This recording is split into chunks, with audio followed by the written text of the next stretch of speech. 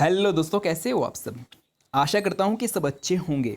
तो चलिए आइए शुरू करते हैं आज की क्लास। और इस क्लास में हम सीटेट अगस्त 2023 पेपर 2 सामाजिक विज्ञान से दोस्तों एनसीईआरटी फिल्टर की क्लास का दोस्तों ये मॉक टेस्ट नंबर 11 है। तो चलिए शुरू करते हैं दोस्तों क्लास की। अगर हम बात करते हैं कि इस क्लास में हम क्या करने वाले हैं, तो दोस्तों क्लास 7th की एनसीईआरटी से पॉलिटिकल साइंस का चैप्टर नंबर 1, चैप्टर नंबर 2 और चैप्टर नंबर 3 के क्वेश्चन आंसर को करने वाले हैं। तो चलिए दोस्तों शुरू करते हैं आज की क्लास की आज के पहले प्रसाद। तो दोस्तों प्रश्न को शुरू करने से पहले आप सभी एक कॉफी और पेन ले लेंगे और उसमें इस प्रकार से नंबरिंग करेंगे, 1 2 3 4 करके इस प्रकार से नंबरिंग करेंगे। और मानो कि आपका प्रश्न नंबर 1 क्या हो जाता, सही हो जाता, तो इस प्रकार से टिक लगाते जाएंगे और क्लास के अंत में आप पाएंगे कि आपके 15 में से कितने प्रश्न सही हो रहे हैं। ऐसा करने से आप अपने स्वयं की तैयारी का मूल्यांकन कर सकते हैं। तो चलिए दोस्तों शुरू करते हैं आज की क्लास की आज के पहले प्रश्न के साथ। सार्वभौमिक वयस्क मताधिकार का विचार निम्न में से किस विचार पर आधारित है? लोकतंत्रात्मक, संपूर्ण प्रभुत्व संपन्न और समानता और धर्मनिरपेक्षता। तो साथियों इसका जो सही उत्तर हो जाएगा वो हो जाएगा समानता के विचार पर आधारित है। जो सार्वभौमिक वयस्क मताधिकार है दोस्तों वो किस विचार पर आधारित है? तो समानता के विचार पर आधारित है।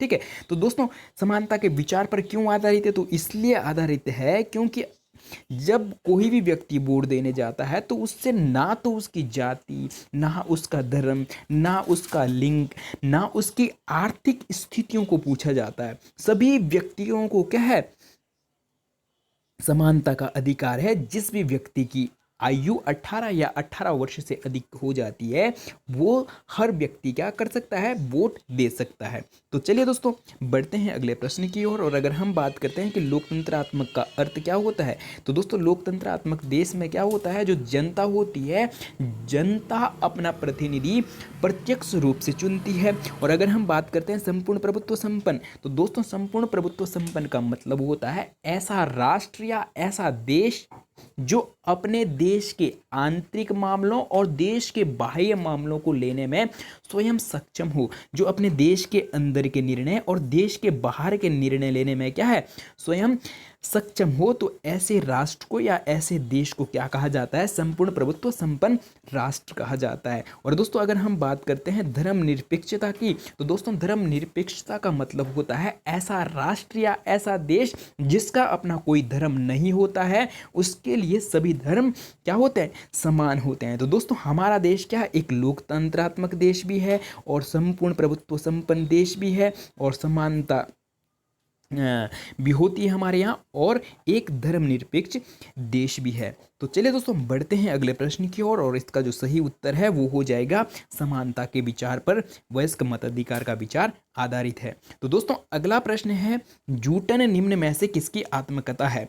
ओम प्रकाश वाल्मीकि की है, या हरिवंश राय बच्चन की है, या मुंशी प्रेमचंद की है, या महादेवी वर्मा की है? तो दोस्तों इसका जो सही उत्तर हो जाएगा वो हो जाएगा ऑप्शन नंबर ए, सही उत्तर हो जाएगा ओम प्रकाश वाल्मीकि। तो दोस्तों जब आप अपनी क्लास सेवन्थ की पॉलिटिकल साइंस का दोस्तों आप क्या करते हैं, क्लास सेवन्थ की पॉलिटिकल साइंस का दोस्तों चैप्टर 1 पढ़ते हैं, तो उसमें आपको ओम प्रकाश वाल्मीकि की कहानी देखने को मिल जाएगी, ठीक है, या पढ़ने को मिल जाएगी। और उसमें वो कहते हैं कि स्कूली जीवन में उन्हें जातिगत भेदभाव का सामना करना पड़ा। ओम प्रकाश वाल्मीकि एक क्या है, दलित वर्ग से आते हैं और इस कारण उन्हें स्कूल में असमानता का भेदभाव का सामना करना पड़ा। तो दोस्तों जब वो स्कूल में जाते थे तो बाकी बच्चे तो स्कूल में क्या करते थे, टीचर उन्हें क्लास में पढ़ाते थे और वाल्मीकि जी से क्या है, स्कूल का जो ग्राउंड है उसमें झाड़ू लगाने के लिए कहा जाता था। ठीक है, इस प्रकार की कहानी आप क्लास 7th के पॉलिटिकल साइंस के चैप्टर नंबर 1 में देखने को मिलेगी। ठीक है, तो चलिए दोस्तों बढ़ते हैं अगले प्रश्न की ओर। अगला जो दोस्तों प्रश्न है प्रश्न नंबर 3, बहुत इंपॉर्टेंट प्रश्न है। भारतीय संविधान सब व्यक्तियों को समान मानता है, इसके संबंध में सत्य कथन को चुने। तो दोस्तों भारतीय संविधान क्या सभी व्यक्तियों को समान मानता है, तो इसके संबंध में हमें सत्य कथन को चुनना है। तो दोस्तों कथन ए है, व्यक्ति चाहे वे पुरुष हो या स्त्री, किसी भी जाति, धर्म, शैक्षिक, आर्थिक पृष्ठभूमि से संबंध रखता हो, वे सभी समान माने जाते हैं। तो दोस्तों बिल्कुल सही बात है कि हमारे संविधान में क्या है, व्यक्ति चाहे स्त्री हो या पुरुष हो या किसी भी जाति, किसी भी धर्म, उनका शैक्षिक स्तर भी नहीं पूछा जाता है कि आप कितने पढ़े लिखे हो या कितने अनपढ़ हो, या आप अमीर हो या आप गरीब हो, किसी भी पृष्ठभूमि से हो, दोस्तों सभी को क्या है, समान माने जाएंगे। बिल्कुल सही बात है। और कथन बी है दोस्तों, लेकिन इसके बाद भी हम यह नहीं कह सकते कि असमानता खत्म हो गई है। तो दोस्तों अगर हम बात करते हैं उपरोक्त तो दोनों के दोनों कथन सही है। तो अगर हम बात करें कि बी वाला कथन क्यों सही है, यहाँ तो असमानता की बात कही जा रही है, तो दोस्तों इसका एग्जाम्पल आप क्लास 7th की एनसीईआरटी का चैप्टर नंबर 1 में जो कांता की कहानी है वहाँ पे आप इसका एग्जाम्पल देखने को मिल सकता है, या आप अपने आस पड़ोस में भी इस प्रकार के एग्जाम्पल आपको देखने के लिए मिलेंगे। तो कांता भाई दोस्तों सुबह क्या है, जब वोट देने जाती है तो वहाँ सभी लोग एक ही कतार में लगे थे, अमीर हो गरीब हो या जहाँ जिनके यहाँ कांता काम करती है वो साहब भी उसी लाइन में लगे हैं। लेकिन वहीं पे जब वो शाम को अपने बिटिया को डॉक्टर के यहाँ दिखाने के लिए ले जाती है तो वो देखती है कि गरीब लोग तो क्या लाइन में लगे हैं, लेकिन अमीर लोग क्या सीधे आगे जाकर अपने मरीज को दिखा लेते हैं। ठीक है, तो इस बात से हमें ये पता चलता है कि असमानता फिर भी क्या पूरे तरीके से ख़त्म नहीं हुई है। ठीक है, हाँ कुछ हद तक हम कह सकते हैं कि असमानता क्या है, ख़त्म हुई है, लेकिन पूरे तरीके से ख़त्म हुई है ये बात गलत हो जाएगी अगर हम ये बात कहते हैं। तो उपरोक्त दोनों के दोनों कथन सही है, तो दोस्तों इसलिए इसका सही उत्तर क्या हो जाएगा, ऑप्शन नंबर 3 इसका सही उत्तर हो जाएगा। बढ़ते हैं साथियों अगले प्रश्न की ओर। अगला जो दोस्तों प्रश्न है प्रश्न नंबर 4 और बहुत इंपॉर्टेंट प्रश्न है दोस्तों। सीटेट एग्जाम में किसी भी प्रकार से ये प्रश्न पूछा जा सकता है। जो यहाँ पे ऑप्शन है 4, इन ऑप्शनों से भी प्रश्न पूछा जा सकता है, तो इसलिए आप प्रत्येक ऑप्शन को ध्यानपूर्वक पढ़ेंगे। ठीक है, समानता को स्थापित करने के लिए भारतीय संविधान में प्रावधान है। जो दोस्तों समानता है, समानता का अधिकार है, उसको स्थापित करने के लिए भारतीय संविधान में कौन कौन से प्रावधान है। पहला कथन है कि कानून की दृष्टि में हर व्यक्ति समान है। तो दोस्तों अगर हम बात करते हैं समानता का अधिकार, हमारे भारतीय संविधान में 6 मौलिक अधिकार हैं, और 6 मौलिक अधिकार में से दोस्तों जो पहला अधिकार है वो कौन सा है, समानता का है। और समानता के अधिकार का वर्णन दोस्तों अनुच्छेद 14 से 18 में किया गया है। और अगर हम बात करते हैं कानून की दृष्टि से हर व्यक्ति समान है या विधि के समक्ष हर व्यक्ति समान है, तो इसका वर्णन अनुच्छेद 14 में किया गया है। ठीक है, और कथन बी है दोस्तों, कथन बी है कि किसी भी व्यक्ति के साथ उसके धर्म, जाति, वंश, जन्म स्थान और उसके स्त्री या पुरुष होने के आधार पर भेदभाव नहीं किया जाएगा। तो ऐसा वर्णन भारतीय संविधान के अनुच्छेद 15 में किया गया है। ठीक है, और संपत्ति का अधिकार, तो दोस्तों संपत्ति का अधिकार को ये पहले ये भी क्या था, मौलिक अधिकार था, लेकिन दोस्तों इसे 44वें संविधान संशोधन 1978 में दोस्तों मौलिक अधिकार से हटाकर संवैधानिक अधिकारों में रखा गया। कौन से, 300A में रखा गया है। ठीक है, और अगर दोस्तों हम बात करते हैं ऑप्शन नंबर डी, अस्पृश्यता का उन्मूलन, तो दोस्तों अस्पृश्यता का उन्मूलन कौन से अनुच्छेद के अंतर्गत इसका वर्णन किया गया है, तो अनुच्छेद 17 में दोस्तों कि अस्पृश्यता का उन्मूलन कर दिया गया है। तो दोस्तों आपको कमेंट बॉक्स में कमेंट करके बताना है कि अनुच्छेद 18 में किसका वर्णन किया गया है। और ये दोस्तों अनुच्छेद 17, अनुच्छेद 18 और अनुच्छेद 14 और 15 बहुत इंपॉर्टेंट अनुच्छेद है, और इन अनुच्छेदों में सीटेट में किसी भी प्रकार से प्रश्न पूछ दिया जाता है। ठीक है, और हमें बताना है कि यहाँ पे कौन सा कथन सत्य है। तो दोस्तों इसलिए कथन सी यहाँ पे असत्य हो जाएगा, तो ए, बी और डी ये तीनों कथन सत्य हो जाएंगे। और ऐसा ऑप्शन हमें कौन सा देखने को मिलता है जहाँ पे सी ना हो, तो ऑप्शन नंबर 4 इसका सही उत्तर हो जाएगा। तो चलिए दोस्तों हम बढ़ते हैं अगले प्रश्न की ओर। अगला जो दोस्तों प्रश्न है प्रश्न नंबर 5 है दोस्तों। सीटेट एग्जाम में किसी भी प्रकार से ये प्रश्न पूछा जा सकता है। जो यहाँ पे ऑप्शन नंबर 4 इसका सही उत्तर हो जाएगा। तो चलिए दोस्तों बढ़ते हैं अगले प्रश्न की ओर। अगला जो दोस्तों प्रश्न है प्रश्न नंबर 5। और दोस्तों प्रश्न नंबर 5 बहुत बहुत इंपॉर्टेंट है और इसके जो क्या है 4 ये कथन है। इन कथनों से भी सीटेट में हर परीक्षा में किसी न किसी प्रकार से प्रश्न पूछा गया है, तो इसलिए इन सभी कथनों को आप ध्यानपूर्वक पढ़ेंगे। तो दोस्तों प्रश्न है मध्याह्न भोजन कार्यक्रम योजना के संबंध में सत्य कथन को चुनना है। तो कथन ए है दोस्तों 2021 में इसका नाम बदलकर प्रधानमंत्री पोषण शक्ति निर्माण योजना पीएम पोषण योजना कर दिया गया। और कथन बी है, तो दोस्तों हो सकता है इस बार इस प्रकार से प्रश्न पूछ दिया जाए कि मध्याह्न भोजन कार्यक्रम योजना का नाम बदलकर कब बदला गया और क्या नाम रखा गया। तो प्रधानमंत्री पोषण शक्ति निर्माण योजना इसका नया नाम हो गया, ठीक है। और कथन बी है दोस्तों यह योजना भारत में सर्वप्रथम 1995 तमिलनाडु राज्य से प्रारंभ की गई। तो दोस्तों हो सकता है इस बार इस प्रकार से भी प्रश्न पूछ दिया जाए कि जो मध्याह्न भोजन योजना है उसका प्रारंभ भारत के सर्वप्रथम किस राज्य से शुरू किया गया। तो दोस्तों तमिलनाडु से किया गया और कब किया गया 1995 में किया गया, ठीक है। और अगला प्रश्न इस प्रकार से पूछ दिया जा सकता है कि उच्चतम न्यायालय ने सभी राज्य सरकारों को इसे अपने स्कूलों में 6 माह के अंतर्गत आरंभ करने के निर्देश दिए गए। तो दोस्तों कब दिए गए 2001 में दिए गए। और इस योजना के अंतर्गत सभी सरकारी प्राथमिक स्कूलों और सभी लघु माध्यमिक विद्यालयों के छात्रों को दोपहर का निःशुल्क भोजन प्रदान किया जाता है। तो दोस्तों ये उपरोक्त चारों के चारों कथन क्या हो जाएंगे सत्य हो जाएंगे। तो दोस्तों इसलिए इसका हम कथन ई रखेंगे कि सभी कथन सत्य,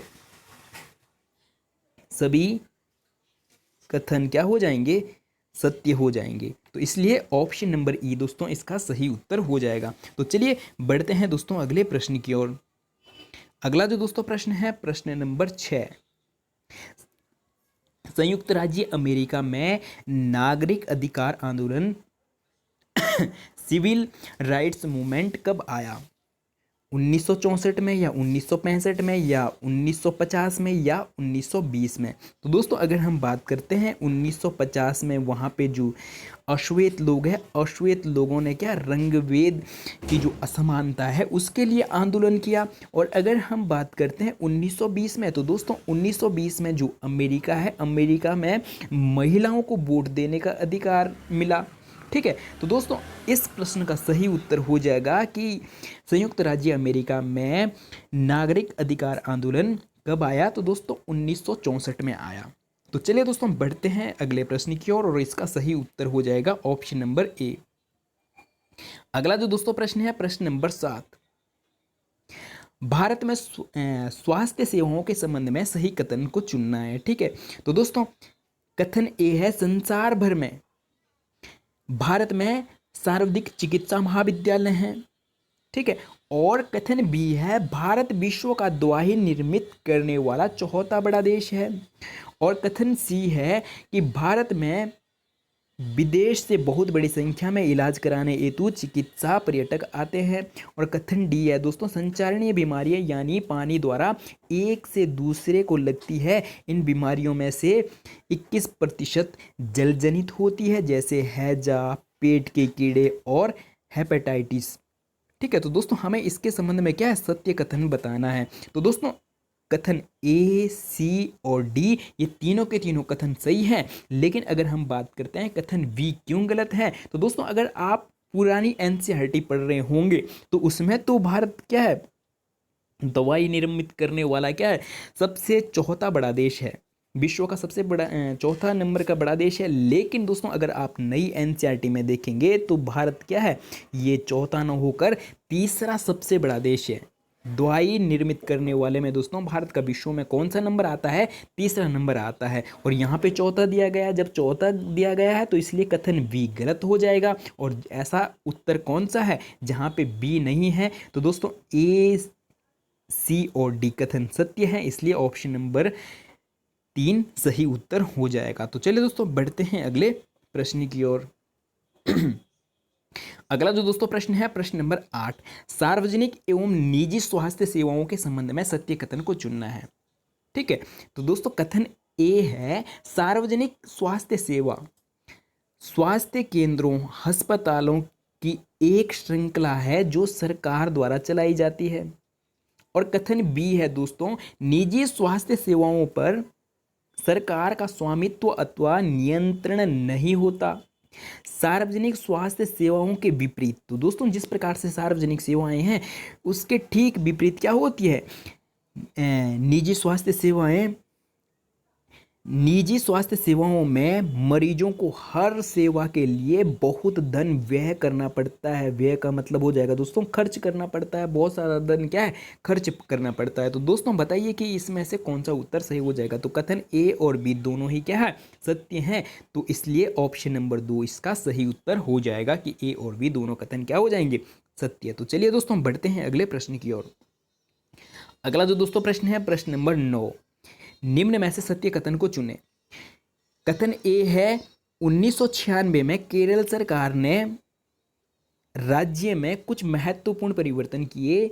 राज्य के पूरे बजट का 40% पंचायतों को दे दिया गया। तो दोस्तों केरल सरकार का जितना बजट है उस बजट का 40% किसको, पंचायतों को दे दिया गया। और कथन बी है, इससे पंचायतें अपनी आवश्यकताओं को योजनाबद्ध कर उनकी पूर्ति कर सकती थी। और कथन सी है दोस्तों, इससे गांव के लिए पीने का पानी, आहार, औरतों के विकास और शिक्षा आदि के लिए उचित व्यवस्था सुनिश्चित करना संभव हो सका। तो दोस्तों उपरोक्त तीनों के तीनों कथन सत्य हैं, इसलिए इसका सही उत्तर ऑप्शन नंबर 4 हो जाएगा। तो चलिए साथियों बढ़ते हैं अगले प्रश्न की ओर। अगला जो दोस्तों प्रश्न है बहुत बहुत इंपॉर्टेंट प्रश्न है और ये सीटेट एग्जाम में 2 से 3 बार पूछा गया है। कोस्टारिका के संबंध में सत्य कथन को चुनें। तो दोस्तों कथन ए है, कोस्टारिका को दक्षिण अमेरिका का सबसे स्वस्थ देश माना जाता है। और बी है, इनकी अपनी कोई भी सेना नहीं है। और कथन सी है, इससे उन्हें सेना पर व्यय किए जाने वाले धन को लोगों की शिक्षा, स्वास्थ्य और अन्य आधारभूत जरूरतों पर खर्च करने में मदद मिलती है। और डी है दोस्तों, कोस्टारिका की सरकार मानती है कि देश के विकास के लिए देश का स्वस्थ होना जरूरी है। तो दोस्तों अगर हम बात करते हैं तो ये उपरोक्त चारों के चारों कथन क्या है, सत्य हैं। तो जिस प्रकार से दोस्तों हमारा जो देश है, हमारे देश में जो कुल बजट है, कुल बजट का बहुत बड़ा हिस्सा किसमें, सेना पर खर्च कर दिया जाता है। और अगर हम बात करते हैं वहीं कोस्टारिका की अपनी कोई सेना ही नहीं है, तो सेना पर लगने वाला सारा खर्च कहाँ, किसमें, शिक्षा और वहाँ की स्वास्थ्य सेवा और वहाँ के लोगों के आधारभूत ज़रूरतों पर खर्च किया जाता है। और वहीं अगर हम अपने देश की बात करें, हमारे देश में ये चीज़ें संभव नहीं है। अगर हम हमारा और जो कोस्टारिका का जो दोस्तों क्या है, भौगोलिक संरचना बहुत अलग है। तो अगर हम बात करते हैं हमारे देश में अगर अपनी सेना ना हो तो दोस्तों चीन और पाकिस्तान 2 दिन में ही क्या है, अटैक कर लेगा। तो इसलिए हमें तो सेना रखना जरूरी है, ठीक है। तो दोस्तों इसका सही उत्तर क्या हो जाएगा, उपरोक्त चारों के चारों कथन सत्य हैं, इसलिए ऑप्शन नंबर 4 इसका सही उत्तर हो जाएगा कि ABCD चारों के चारों कथन सत्य हैं। तो चलिए बढ़ते हैं अगले प्रश्न की ओर। अगला जो दोस्तों प्रश्न है, प्रश्न नंबर 11, विधायक कौन होते हैं। विधायक के संबंध में सत्य कथन की पहचान करें। तो दोस्तों कथन ए है, विधानसभा के सदस्य को विधायक या MLA कहा जाता है, ठीक है। और विधायक का चुनाव जनता द्वारा प्रत्यक्ष रूप से किया जाता है, अप्रत्यक्ष रूप से किया जाता है। और कथन सी है दोस्तों, विधायक जनता का प्रतिनिधित्व करते हैं। और डी है, भारत में हर राज्य में एक विधानसभा है, ठीक है। तो साथियों हमें इसमें क्या करना है, सत्य कथन की पहचान करनी है। तो अगर हम बात करते हैं कथन A, C और D तीनों कथन सत्य हैं। और अगर हम बात करते हैं कि बी वाला कथन क्यों असत्य है, तो दोस्तों यहाँ पे बताया गया है कि विधायक का चुनाव जनता अप्रत्यक्ष रूप से करती है। तो दोस्तों विधायक के चुनाव के लिए जनता क्या है, प्रत्यक्ष रूप से क्या करती है, हिस्सा लेती है। प्रत्यक्ष रूप से क्या करती है दोस्तों, जनता हिस्सा लेती है। जनता स्वयं वोट देकर किसको, अपने विधायक को चुनती है, अपने एमएलए को चुनती है। तो इसलिए कथन बी असत्य हो जाएगा। तो दोस्तों जहां जहां कथन बी है वो वाला ऑप्शन क्या हो जाएगा, गलत हो जाएगा। जैसे यहाँ पे बी है और यहाँ पे बी है और यहाँ पे बी नहीं है, तो इसलिए ऑप्शन नंबर 4 इसका सही उत्तर हो जाएगा। तो चलिए दोस्तों हम बढ़ते हैं अगले प्रश्न की ओर। अगला जो दोस्तों प्रश्न है प्रश्न नंबर 12, निम्नलिखित में से सत्य कथन की पहचान करें। तो दोस्तों कथन ए है, भारत के हर राज्य और प्रत्येक केंद्र शासित प्रदेश में एक विधानसभा है। और कथन बी है, प्रत्येक राज्य कहीं निर्वाचित क्षेत्रों में बटा है। तो दोस्तों प्रत्येक राज्य क्या है, कहीं निर्वाचित क्षेत्र में बटा है। और कथन सी है, हिमाचल प्रदेश 68 निर्वाचित क्षेत्र में बटा है। तो दोस्तों आप कमेंट करके बताएंगे कि आप कौन से राज्य से हो और आपके राज्य में कितनी विधानसभा सीटें हैं या कितने विधानसभा क्षेत्रों में आपका राज्य बटा है। तो ये आप कमेंट करके बताएंगे, पहले अपने राज्य का नाम और फिर कमेंट करके बताएंगे कि हमारे राज्य में या हमारा राज्य या हमारा केंद्र शासित प्रदेश कितने विधानसभा में बटा है, ये आप कमेंट करके बताएंगे, ठीक है। और अगला जो दोस्तों कथन है वो है, हर निर्वाचित क्षेत्र में जनता एक प्रतिनिधि चुनती है जो विधानसभा का सदस्य बन जाता है,